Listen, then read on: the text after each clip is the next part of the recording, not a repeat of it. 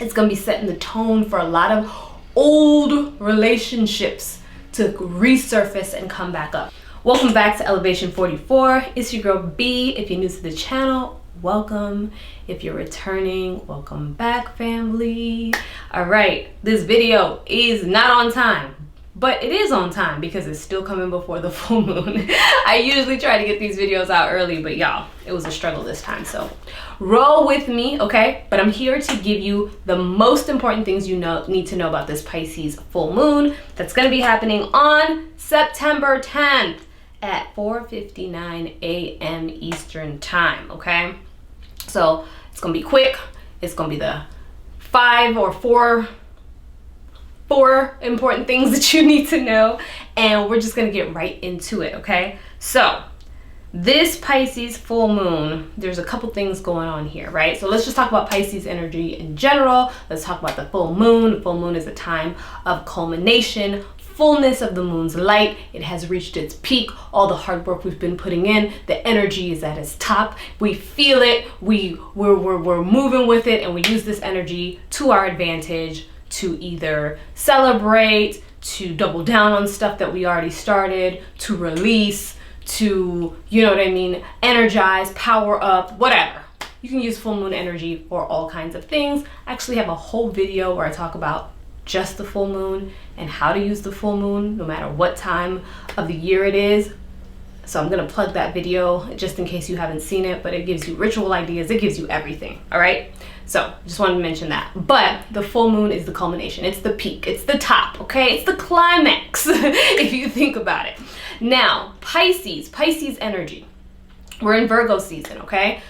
In Virgo season, we're always going to experience the opposite of Virgo energy, which is that Pisces full moon. So Pisces sits on the opposite side of Virgo. They're polarity energies, and every zodiac sign has its polarity. In Virgo season, it's all about Pisces, okay? So the Pisces full moon helps us temper out or balance out the heavy Virgo qualities that come in during this time. Virgo is all about analyzation, being in the mind, you know, organization, you know, strategy, just, it's all about the mind. It's Mercury energy, and it's all about just everything mental, right? Pisces is nothing mental. Pisces is everything emotional, spiritual, feeling. So, you know, if Virgo is very rooted in the physical, in the body, and that experience, Pisces is completely different in the spiritual body, right? And that experience, it's really what that's that last stop energy that connects our physical reality to the higher dimensions, to the ethers, to spirituality, okay?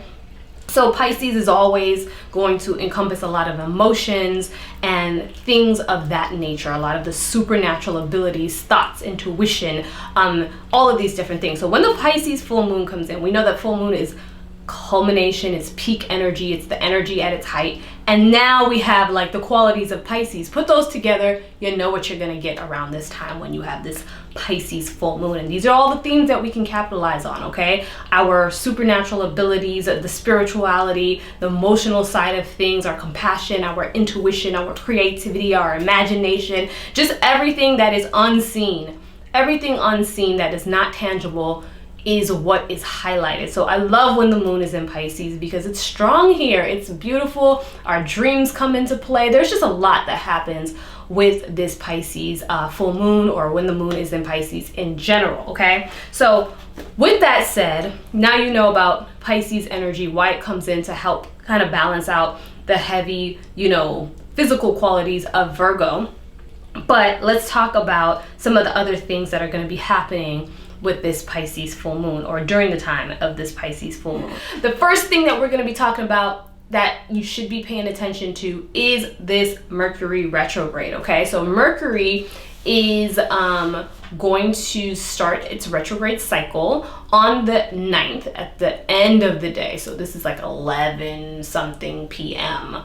Eastern time. So I mean, practically the day of the full moon is really when Mercury's energy is stationing, kicking up, all right, to begin its retrograde cycle. And a retrograde is basically just the planet going in a backwards motion to retrace its steps and go over things that it previously missed. It's going to be happening in the sign of Libra, which is all about our relationships. But before I get into that, Mercury in general is about it rules over our thinking and our communications, how we process and analyze information.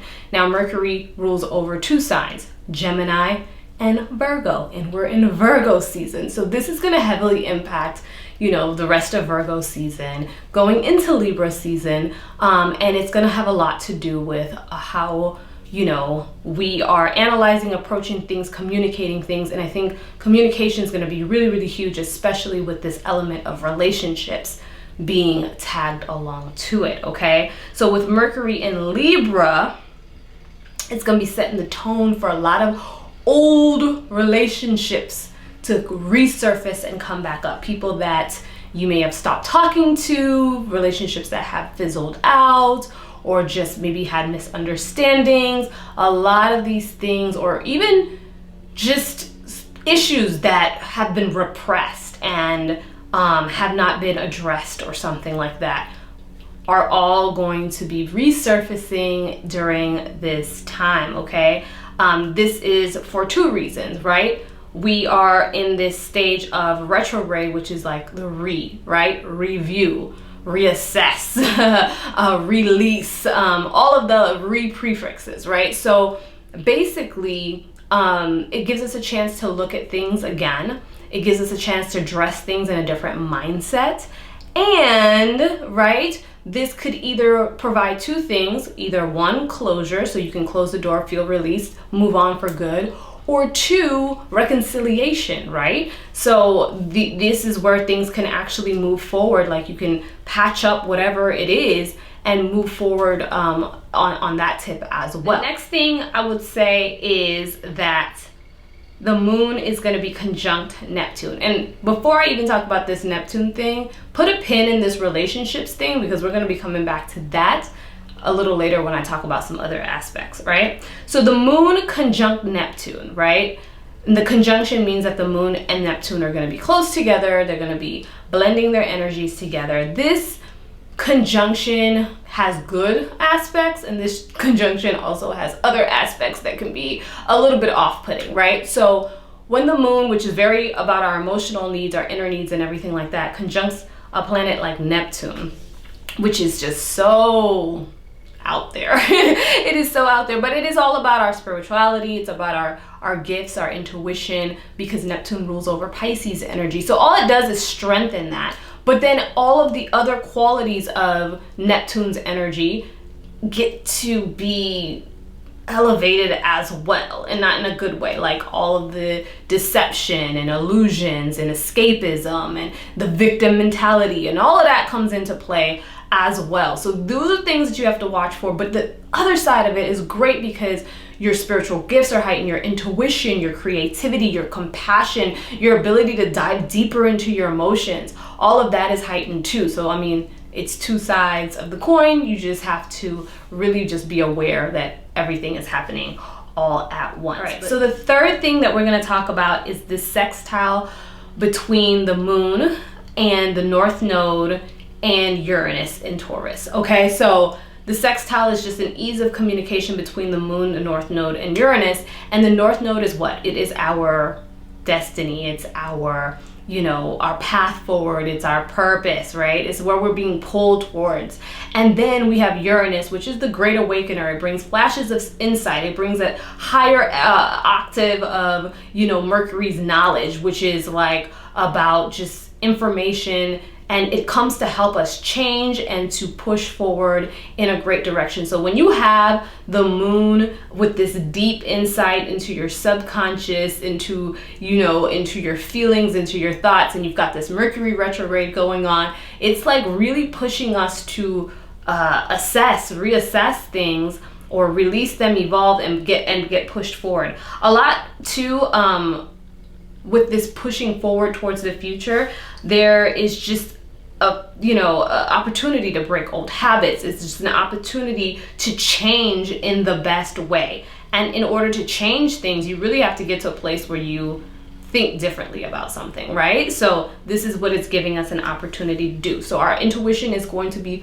super strong here. And again, that Mercury retrograde piece of the relationships coming into focus is going to definitely help us with being able to break those old habits and push forward, right? Another thing with this particular aspect between the moon and Uranus in particular is that relationships with women are really coming into focus. So mother wounds, any wounds about mother relationships, dynamics, even like mothering type qualities of nurturing, different things that were missing in that aspect, even if it didn't necessarily tie into your mother or just another important woman in your life. There's going to be an emphasis on relationships or wounds with women, I think, that are coming to the surface here too. So this is also just giving us a chance to evolve or clear out and get closure. So it really is all beneficial, but just want to make aware that these things can be, you know, coming up at this time, and you're probably like wondering why am I thinking this much about this relationship, or why are these things seeming to happen at this particular time. So that is something that I want you to be aware of. Okay, so what was that? The third thing? Let's talk about the fourth thing. All right, there's another sextile the moon is making with Pluto in Capricorn. And again, that sextile is another ease of communication. So deep emotions, all right? We talk about the subconscious mind. Pluto is all about the subconscious mind. It's all about going to the depths, all right? So your deepest emotions are resurfacing during this time. Again, helping us address those wounds, helping us address those relationships that need closure, that need involvement, that, you know, that need to move forward for us to go forward. All right, so this is getting us a chance to address this in our relationships. Again, we can either close the door on it, we can evolve, and our subconscious here is just activated so powerfully. So trust yourself, you trust what you're feeling, trust what's coming to you, versus what you see. All right, you really got to tap inside. Your intuition is going to be really strong, and that subconscious mind is going to be powerfully activated. So getting everything out that file cabinet of the subconscious mind is going to be helping you during this time, okay? So that is pretty much the four most important things that I would keep in mind for this Pisces full moon.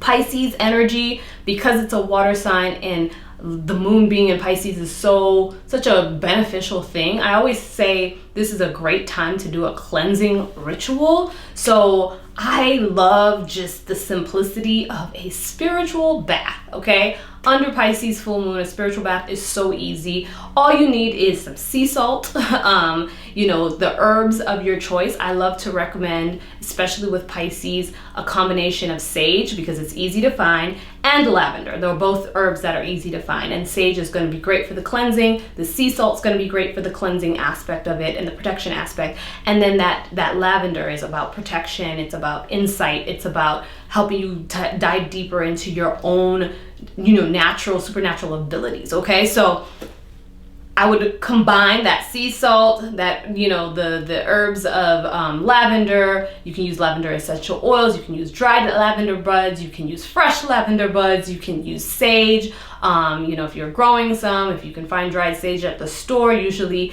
in the what is it called?